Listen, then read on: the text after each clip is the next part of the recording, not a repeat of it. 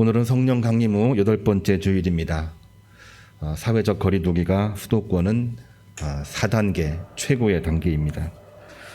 천안 지역은 2단계라고 말을 하지만 시청 홈페이지의 문서를 열심히 읽다 보면은 그냥 2단계가 아니라 3단계에 준하는 2단계입니다. 그렇기 때문에 어느 때보다도 방역 수칙을 잘 지켜왔지만 더 잘 지켜야 되는 엄중한 시기가 됐고, 또 우리가 늘 그래왔듯이 성찰을 하되 거룩한 성찰, 하나님 말씀으로 현재를 보고 나를 보고 하나님이 예비하신 미래를 볼 수 있는 그러한 계기가 되기를 주님의 이름으로 축복합니다. 주일 설교 때마다 항상 이런 무거운 말씀을 하다 보니까 저도 이게 불신앙이라 하나님을 향한 신앙이라고 말할 수가 없겠다, 이런 생각을 참 많이 해보는데, 그래도 우리에게 긍정적인 메시지가 없는 것은 아닙니다. 변이 바이러스가 자꾸 생기죠. 알파로부터 지금 델타까지, 델타 플러스, 우리나라에 들어와 있지는 않지만은 람다 바이러스까지 지금 창궐 하고 있는 그러한 상황입니다. 야, 이거 언제 해결되나? 그런 마음이 들 수밖에 없는데, 그렇게 절망적인 그 상황을 우리가 보지만 그 절망적인 상황 안에도 끊임없이 변화되고 좋아지는 것이 있습니다. 그게 바로 뭘까? 제가 의료 전문가는, 또 방역 전문가는 아닙니다만 여러 신문을 읽어보고 의료 정보를 읽어보면서 독해죠, 독해. 독해를 해보니까 이런 긍정적인 면이 있더라고요. 그러니까 변이 바이러스는 계속 변이되면서 이 감염력, 전파력은 2배, 3배, 심지어는 그 이상으로 막 확산이 되고 있는데, 감염력은 높아지고 있지만 그 안에 있는 독성은 처음 알파보다 점점 줄어들고 있는 것이 굉장히 중요합니다. 무슨 말인지 잘 모르겠다, 그런 분이 있을 수가 있기 때문에 가장 쉽게 얘기하면은, 처음에는 감염력이 없었지만 독성이 강했고 지금은 감염력이 높지만 독성이 줄어들고 있다는 이야기는, 이제는 코로나 바이러스가 일반 감기로 서서히 지금 변화되고 있다는 이야기가 되는 것이고, 그 이야기는 우리가 힘들지만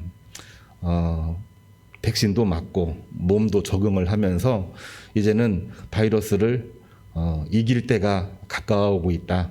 저는 이런 마음을 갖게 돼서 우리 교우님들에게도 지금 가장 힘들 때긴 하지만은 하나님이 지금도 역사하고 계시고 있고 우리의 믿음이 결코 헛되지 않은 줄로 믿으시기를 주님의 이름으로 축복합니다. 예. 그렇기 때문에 우리는 단순히 두려워서 이 방역을 하는 것이 아니고 능동적으로 코로나가 던지는 수많은 질문 앞에 거룩한 성찰로, 하나님 말씀으로 성찰하면서 크리스찬의 본분이 뭐고 우리가 앞으로 가야 될 길이 무엇인지를 더 열심히 성찰하며 기도하자는 메시지를 오늘 말씀으로 함께 나누려고 말씀을 준비했습니다. 이스라엘 민족은 광야 시대, 거친 광야에서 하나님이 주신 만나의 의미를 성찰하면서 보냈습니다. 출애굽이라고 하는 이 엄청난 은혜를 입었지만 약속의 땅에 이른 것은 아니거든요. 약속의 땅에 이르기 전까지는 광야라고 하는 아주 힘든 순간이 있습니다. 광야는 크게 2가지로 분류를 합니다. 첫 번째로는 먹을 것, 입을 것, 마실 것이 너무나도 없습니다. 피난민이기 때문에. 또 한 가지는 오늘날 코로나가 있듯이 그 당시에도 역병이 있었습니다. 나병이라고 하는 역병이죠. 이스라엘이 가나안 땅을 향해 가는 이 광야길에 역병이 생기게 되면은 격리시켜서 진영 밖으로 나갔다가 돌아올 때에 제사장에게 검사 맞고 들어오도록 돼 있는 그러한 시스템이 되어져 있습니다. 그렇기 때문에 먹고 입고 마시는 문제가 가장 힘든 경제 문제, 역병으로 인해서 죽느냐 사느냐, 이런 문제가 광야 시대에 너무나도 많았던 것인데, 이러한 광야 시대에 하나님은 모세를 통하여 만나를 주셨다라고 하는 것이죠. 이 만나의 의미를 오늘 묵상하면서 그 안에 있는 하나님의 말씀을 우리가 가지고 승리하기를 주님의 이름으로 축복합니다. 신명기 8장의 말씀을 보면 만나를 먹게 하신 이유는 사람이 떡으로만 사는 것이 아니라 하나님의 입에서 나오는 말씀으로 살게 하려고 이 만나를 주신 것이다. 이 신명기의 분명한 메시지를 기록하고 있는 내용입니다. 마태복음 22장을 보면은 말씀을 먹고 사는 사람은 세상에서도 말씀을 준행하며 사는 것이 필요하다는 것을 예수님께서 말씀해 주시고 있는 것이고요. 로마서 13장 1절로 5절 말씀은 모든 권력은 하나님으로부터 온 것이기 때문에 그것이 선하든 선하지 않든 복종할 수밖에 없는 것입니다. 그러나 복종을 할 때에 그 권력이 두려워서 복종하는 것이 아니라 하나님이 주시는 양심 따라 복종을 할지니라. 사도 바울의 서신에 나와 있는 말씀입니다. 오늘 우리에게 주신 세 가지 본문이죠. 첫 번째로는 우리가 하나님이 주신 만나를, 하나님이 왜 이스라엘에게 만나를 주셨는지, 하나님이 왜 우리에게 만나를 주시는지 그 이유를 아는 것이 첫 번째 오늘 교훈입니다. 만나는 출애굽기 16장 15절을 보면은 이 만나가 처음 왔을 때 이스라엘 백성들이 이 만나가 무엇인지 잘 몰라가지고 모세에게 물어봤는데 모세가 뭐라고 답변을 했냐면은 여호와께서 너희에게 주어 먹게 하신 양식이라. 광야에 먹을 것이 어디가 있겠습니까? 정말 먹을 것이 너무나도 부족했는데 죽지 않고 살아나게 하기 위해서 만나를 주셨다는 하늘의 만나입니다. 하나님이 주시는 양식이라고 하는 것이죠. 이것을 히브리어에서는 단맛나는 수액이라고 해서 이것으로 빵을 만들었다고 전해져 오고 있습니다. 헬라어에서는 이거를 알곡이라고 번역을 했는데 가나안 소출, 가나안 땅에 들어가서 농사짓고 소출을 먹기 전까지 이 만나가 그치지 아니했다. 그러니까 아무리 힘들고 아무리 정말 경제적으로 힘들어도 결코 굶게 하지는 않으신 것이 하나님이 이스라엘에게 주신 만나라고 하는 것입니다. 신명기 8장 2절에 모세는 이 만나를 뭐라고 얘기했냐면은 음식의 재료이기도 하지만 더 중요한 것은 그 음식의 재료를 주신 분이 하나님이시기 때문에 이 만나는 그냥 육의 양식으로만 얘기하면 안 되고 하나님이 주시는 생명의 양식이라고 설명을 하고 있습니다. 그리고 하나님이 주시는 말씀을 가지고 지난 38년 동안 훈련을 해왔듯이 우리가 가야 될 목표는 저 가나안 땅 아닙니까? 가나안 땅에 이르기 전까지 말씀으로, 믿음으로 나아가라. 이 메시지를 전하고 있는 것이 신명기 8장의 내용이고 하나님이 이스라엘에게 주신 새로운 명령, 두 번째 명령, 신명기의 말씀이 되고 있는 것입니다. 특별히 모세가 신명기 8장 3절에서 하나님이 만나를 먹게 하신 이유를 설명을 하고 있어요. 사람이 단순히 떡으로만 사는 것이 아니라 육의 양식으로만 사는 것이 아니라 하나님의 입에서 나오는 말씀으로 사는 것임을 알게 하기 위해서 만나를 주셨다고 얘기했습니다. 오늘날 우리에게 먹을 거, 입을 거, 마실 거를 주셨지 않습니까? 단순히 우리가 생존을 위해서 하나님이 주신 것이 아니라 이것을 주신 분이 하나님이시고 하나님의 이 섭리와 말씀을 가지고 살아가지 않으면은 살 수 없다는 것을 알게 하기 위해서 오늘날 우리들에게도 의식주 문제를 해결해 주신 것이 하나님이시라고 하는 말씀을 우리는 꼭 기억을 해야 되는 거죠. 그렇게 설교를 했는데 그렇게 설교한 것은 여러 의미가 있지만 이 특별한 의미를 저는 뽑아내고 이 시간에 메시지를 정하고자 합니다. 광야 생활 두 가지 어려움이 있다고 얘기했습니다. 의식주 문제가 어려웠고 역병으로부터 살아남는 것이 참으로 힘든 문제였습니다. 오늘날 코로나 상황에 우리가 너무나도 고통스럽잖아요. 우리는 견디려고 하는데 나만 견딘다고 되는 문제가 아니잖아요. 여기저기에서 이런 불만 저런 불만이 나옵니다. 양쪽으로 나옵니다. 아니 사방으로 나옵니다. 어느 장단에 맞출 수가 좋을지 모르겠어요. 문제는 해결되면 아무런 문제가 없는데 해결이 안 되니까 동서남북으로 막 아우성 벌려지고 있는 것입니다. 누가 해결을 할까요? 누가 해결을 할까요? 그런 이 지친 상황 가운데에서 모세가 이 하나님 말씀, 사람이 떡으로만 살 것이 아니요 하나님의 입에서 나오는 말씀으로 살라고 하는 그 메시지를 전하고 있는 것은, 그러한 상황에 떡이 아무리 중요해도 물질 만능주의, 세속주의 속에서 죄짓지 말고 하나님을 바라보고 마음을 성찰하고, 그럴 때일수록 오늘 찬양한 것처럼 너의 마음에 슬픔이 가득 찰 때 너의 십자가와 멍에를 가지고 하나님 앞에 나아가라. 하나님이 너에게 복을 주시리라. 그 말씀으로 나가라고 하는 말씀을 전하고 있는 것입니다. 간단하게 이야기하면은 힘들고 어려울 때일수록 세속주의, 이 욕망으로부터 이 죄로부터 벗어나라고 하는 메시지를 주고 있는 겁니다. 아니 힘든데, 먹고 사는 문제가 힘들고 내가 지금 생존을 위해서 필요한데 아니 왜 그렇게 어려운 얘기하세요? 그러나 모세는 분명하게 이야기합니다. 광야 생활일수록 하나님 앞에서 세속주의에 빠지지 말고 믿음으로 훈련하고 준비해라. 그래야 극복할 수가 있고 그래야 가나안 땅에 이를 수 있다. 이 메시지를 증언하고 있는 것입니다. 근데 그렇게 살지 못하고 있는 것이 우리 인간의 모습이거든요.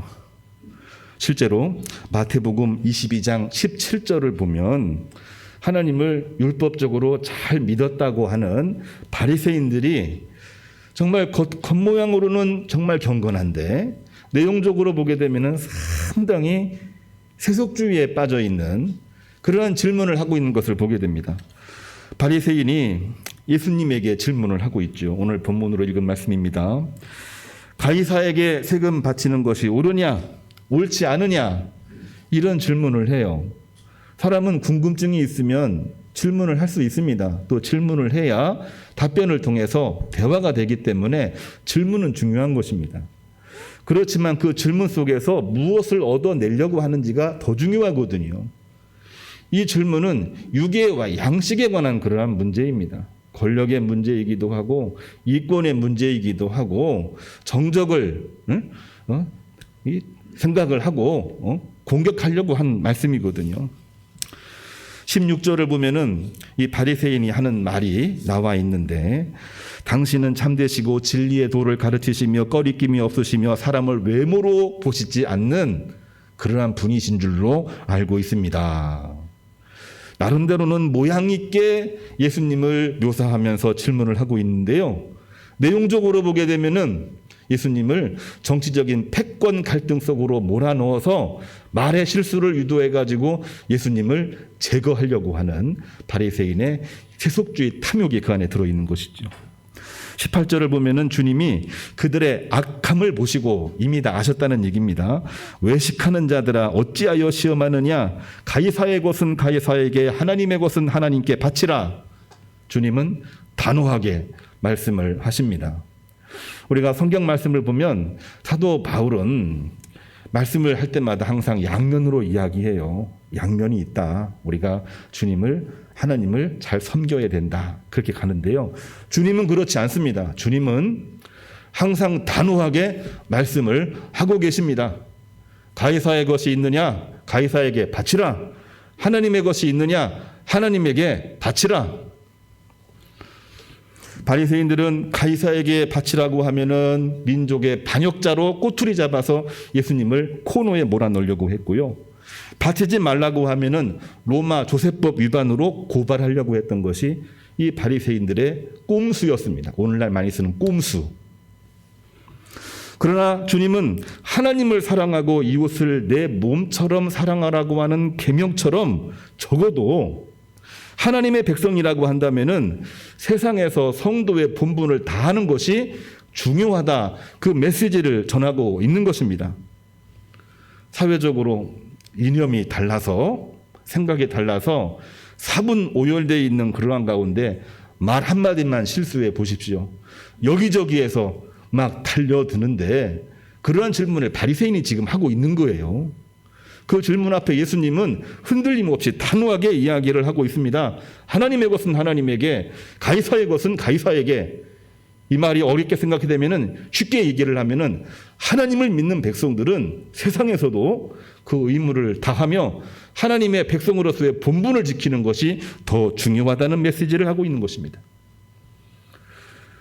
설교를 하면서, 교우님들과 대화를 하면서 우리는 크리스찬의 본분이라고 하는 단어를 여러 번 사용을 했어요. 크리스찬의 본분이 뭡니까? 그거를 지킨다는 것이 결코 쉽지가 않거든요. 갈등 상황에서는 더더욱 그렇습니다. 저분은 내 편인가? 내 편이 아닌가? 저 사람은 좌인가 우인가? 저 사람은 신세대인가 구세대인가? 저 사람은 남자 편인가 여자 편인가? 한꺼번에 질문을 하면은 누가 답변을 하겠습니까? 10번 답변해서 한 번이라도 실수하면 그것 가지고 사람을 거꾸로 넘어뜨리려고 하는 것이 그 옛날 예수님 당시에도 그랬고 오늘날에도 조금만 말실수하면은 그냥 넘어뜨리려고, 아니 죽여버리려고 하는 것이 오늘날 정치 현장 아닙니까? 그러한 때에 본분을 지킨다고 하는 것 정말 쉽지 않은데 힘들지만 크리스찬의 본분은 너무나 중요한 것입니다. 본분을 잃어버리면 우리는 하나님 백성, 하나님의 자녀라고 말할 수가 없는 거예요. 이 말씀은 우리 모든 성도들에게 당연한 것입니다만 왜 바리새인들은 이러한 질문을 했을까요? 그냥 인간의 마음으로 이 사람들은 본분을 상실했다, 타박할 수도 있습니다. 아니, 신앙인이라면서 저럴 수가 있어? 타박할 수도 있는 그러한 내용이기도 하지만 우리는 거룩한 성찰을 하는 하나님의 백성, 하나님의 자녀 아닙니까? 적어도 거룩한 성찰을 한다고 한다면은 육의 양식을 넘어서는 영적인 양식, 만나의 교훈을 잃어버렸기 때문에 저러는 것이구나. 만나의 교훈을 잃어버렸기 때문에, 단순히 만나를 육의 양식으로만 생각하기 때문에 저러는구나. 만나에 들어있는 정말 중요한 본질적인 의미, 이 만나를 주신 분이 바로 하나님이시고 하나님의 말씀이라고 하는 것을 저들이 모르고 있기 때문에 너무나도 안타깝다. 그런 마음이 들을 때에 우리가 만나의 의미를 지금 알려고 몸부림치기 시작하는 거 아니겠습니까? 만나의 교훈을 잃어버리면 우리는 본분을 잃어버릴 수밖에 없는 것입니다. 이것은 단지 바리새인만 그런 것이 아니라 당시에 헤롯 당원들도 그리했고 오늘을 살고 있는 우리도 만나의 교훈을 상실해 버린다고 한다면은 결코 예외일 수 없는 것입니다. 예외가 될 수가 없어요. 우리도 거룩하게 신앙생활을 해본다고 하지만 어려워져 보십시오. 복잡해져 보십시오. 몸이 감당을 못하고 정신적으로 붕괴 상태가 온다고 해보십시오. 그때 마지막에 남은 게 뭡니까? 에라 모르겠다. 나는 나만 생각할 거야. 그 순간에 한 번이라도 하나님은 나에게 무엇을 요구하고 계실까? 이 세상을 향하여 하나님이 지금 요구하시는 것이 무엇일까? 이 상황에 예수님이라면은 과연 어떻게 하실까? 그러한 질문과 답을 얻으려고 거룩한 성찰을 하는 순간이 단 한 번이라도 있다고 한다면 우리는 만나의 교훈을 잃어버리지 않습니다. 바리새인들은 성전에 오랫동안 거주했고 율법을 그렇게 많이 연구했어도 하나님이 나에게 원하시는 것 단 한 가지, 그거를 성찰하지 못했기 때문에 결국에는 예수님을 향하여 육의 양식에 관한 질문밖에는 할 수밖에 없었던 것입니다. 2021년 총회 주제, 하나님에게로 돌이켜 진리와 사랑으로 살아가요. 오늘 김설환 권사님 기도 너무나도 은혜 많이 받았습니다. 오늘날은 정말 이 코로나 문제를 비롯해서 경제 침체로 여기저기 아우성 있는 그러한 때입니다.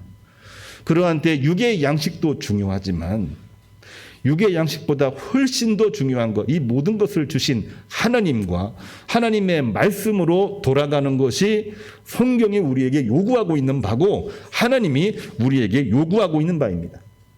하나님에게로 돌이켜 진리와 사랑으로 살아갑시다. 이게 바로 성경학교 주제이고 금년 총회 주제이기도 하고 오늘날 우리가 당면하고 있는 현재 현실에서 묵상해야 될 하나님의 말씀이 되는 것입니다. 이것을 출애굽기 15장 15절은 모세를 통해서 분명하게 얘기했습니다. 이것이 바로 만나의 의미, 거룩한 양식이다. 주님은 고린도전서 11장 24절에 무엇이라고 얘기했냐면은 주님 당신의 몸과 피 그리고 떡과 잔을 나누어 주시면서 이것이 바로 너희들에게 주는 내 몸과 피니라 하면서 직접 떼어 나누어 주셨던 것입니다. 만나의 교훈은 바로 이러한 것입니다. 시편 기자는 시편 86편 1절에서 이렇게 기도하고 있습니다. 고난 중에 주의 도를 가르치옵소서. 고난 중에, 경제 침체, 역병, 나병 중에 주님의 도를 나에게 가르쳐 주십시오. 일심으로 주님의 이름을 경외하게 해 주십시오. 육의 양식도 중요하지만 사람은 떡으로만 사는 것이 아니라 하나님의 입에서 나오는 말씀이 더 중요하기 때문에 말씀에 의지해서 살게 하옵소서. 시편 기자의 기도입니다. 이 기도는 하늘의 만나를 구하는 기도입니다.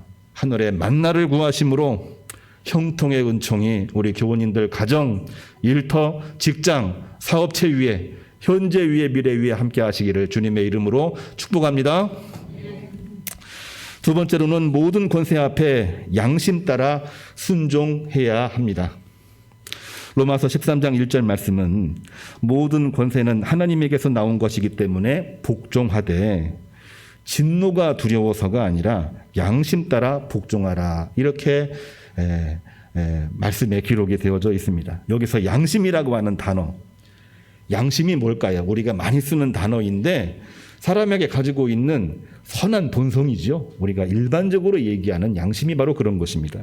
그런데 이것이 언어적으로 한번 분석을 들어가 보면은 헬라어에서는 슈네이 네시스라고 하는 헬라어를 쓰고 있습니다. 네시스, 이거는 하나님, 슈네이, 하나님과의 관계 속에서 만들어지는 마음입니다. 단순히 양심을 내 것이라고 생각을 했는데 이 양심에는 하나님과의 관계 속에서 만들어진 하나의 마음이 양심이라고 이야기를 했습니다. 그렇기 때문에 양심 따라 복종하는 것은 하나님의 말씀과 섭리 따라 순종하는 것이라고 해석을 해낼 수가 있는 것입니다. 로마서 13장 3절에 권력 앞에서 선을 행할 때에 그 권력이 선하든 선하지 않든 그 권력자는 선을 베풀 것이요. 제 얘기가 아닙니다. 성경 말씀이고 바울을 통해서 선포된 하나님의 말씀입니다. 내가 권력 때문에 권력이 밉다 해서 권력이 악하다고 해서 그런 가운데 악을 행한다고 한다면 그 권력자는 하나님의 사역자로서 진노할 것이니 모든 권력 앞에 복종하되 양심, 즉 하나님의 믿음 따라 하라고 하는 것입니다. 흔들리지 말고 무엇 때문에 말고 여기저기 이상한 말들이 이중 삼중으로 복합적으로 오는데 어떻게 반응을 합니까? 그것은 각설하고 정리해 놓고 하나님이 주시는 마음 따라 순종하고 복종하며 나가라고 하는 것이 오늘 로마서 13장에 나와 있는 하나님의 말씀인 것입니다. 창세기 39장 9절을 보면 요셉은 애굽 장군 보디발 권력 앞에서도 하나님과의 관계, 즉 양심 따라 복종하며 쓰임을 받습니다. 보디발 아내가 유혹했고 미혹했지만 그는 하나님의 말씀과 양심 따라서 순종했습니다. 그 순종은 보디발 아내를 받아들이지 않는 것이었습니다. 출애굽기 1장 19절에 히브리 산파 십부라와 부하는 바로의 권력 앞에서도 하나님의 믿음 따라 히브리 여인의 출산을 도왔습니다. 그들에게 육의 양식도 너무나 중요했지만 그것이 없으면 생존에 문제가 생길 수도 있지만 육의 양식보다 더 중요했던 것이 하나님의 말씀이었고 하나님이었습니다.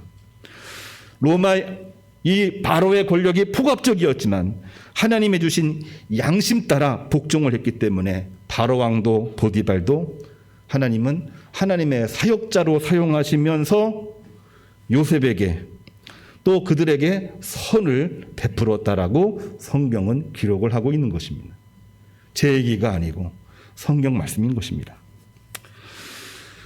조금 어려운 얘기입니다. 이탈리아의 미셸 푸코라고 하는 철학자이자 미학자가 있습니다. 모든 권력은 모세 혈관처럼 미시적으로 존재한다. 권력이 아니라고 이야기를 하지만 모든 곳에는 권력이 다 있다는 것입니다. 권력이 작용하지 않는 곳은 어디에도 없다는 얘기예요. 다 권력입니다. 애써 무시하지만 다 권력이 있는 거예요. 내 안에도 권력이 있고 우리 모든 사람들 앞에 권력이 있고 말할 때도 권력이 있고 권력이 없는 것이 없습니다. 스위스의 소시르라고 하는 언어학자는 언어 속에도 기호체계라고 하는 권력이 있다고 이야기를 했습니다. 이것이 기호학 구조주의의 이론이기도 합니다. 모든 권력을 내려놓았다고 하지만 내려놓은 또 다른 존재가 권력으로 또다시 등장하기 시작을 합니다.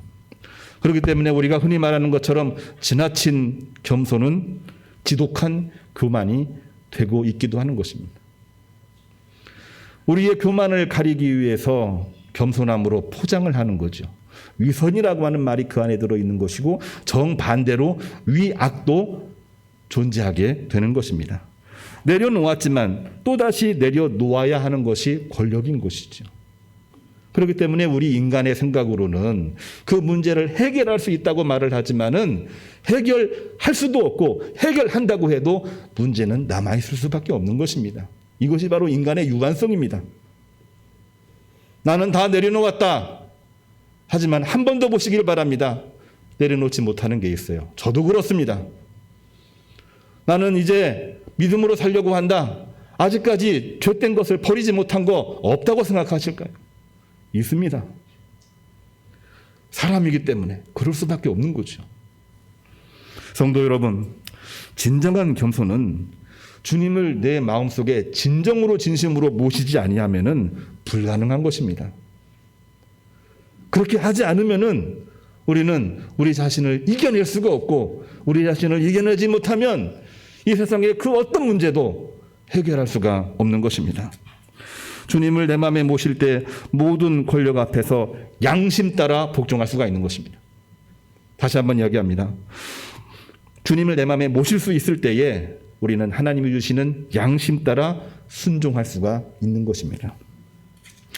로마서 13장 5절 사도 바울이 로마 제국에게 폭압적인 로마 권력에 복종을 하되 진노 그리고 두려움 때문에 복종하는 것이 아니고 하나님이 주시는 양심 따라 복종하라 이렇게 이야기를 했습니다. 무엇을 위해서?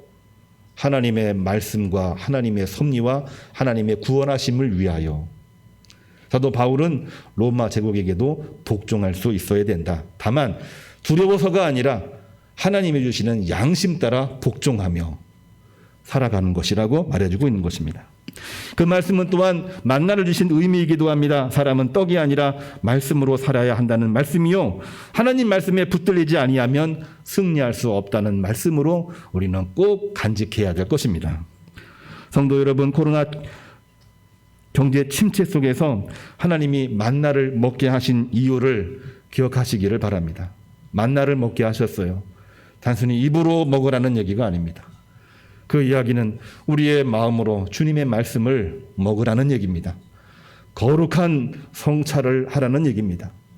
지독하게 힘들어지고 있지만 그 안에서는 정반대로 나아지고 있는 일이 존재하고 있습니다. 하나님의 역사입니다.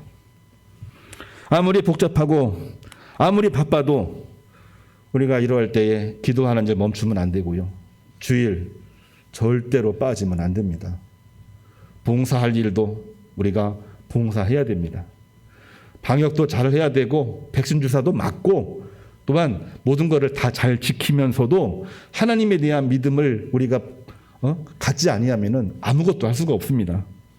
본분을 다하심으로 모든 일에서 승리하시고 현재에서 승리하시고 하나님 앞에서 천국문 앞에서도 승리하시는 주의 종들이 되기를 주님의 이름으로 축복합니다. 주님 참으로 감사를 드립니다. 만나를 먹이신 이유를 오늘 말씀으로 주셨습니다. 이 말씀 가지고 현재에서 영혼에 이르기까지 승리하는 주의 종들 되게 하시옵소서. 당면한 우리의 모든 문제가 있습니다. 멍에와 십자가를 가지고 주님을 향해 나갈 때 주여 은혜를 베푸사 이기고 승리하게 하시옵소서. 예수님의 이름으로 기도합니다. 아멘.